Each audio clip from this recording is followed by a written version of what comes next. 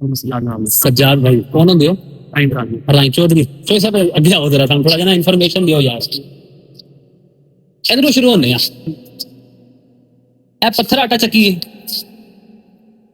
पत्थर आटा चक्की है जी घंटे 3 मिनट पिसाई करती है घंटे 3 मिनट पिसाई करती किन्ने दी मोटर लगी हुई है 15 दी मोटर लगी है 15 दी मोटर लगी हुई है ते छान दा दे विच शुगर वास्ते बेहतरीन आटा दे किन्नू घट तरजीह दिंदे ने जबरदस्त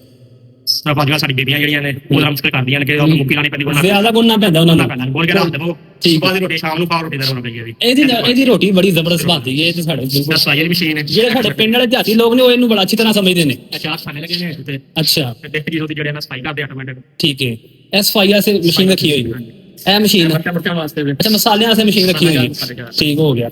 अच्छा ए तलिया वगैरह गंदम दा अच्छा गंदम नजरिया से छोटी मशीन लाई हुई है पूरा किलो 2 किलो सोना डालना ओबीसी दा रहता है जबरदस्त ठीक हो गया ए की चीज है अच्छा साइड में सिस्टम आ गया ਇਹਦੇ ਆਟਾ ਹੁੰਦਾ ਜੀ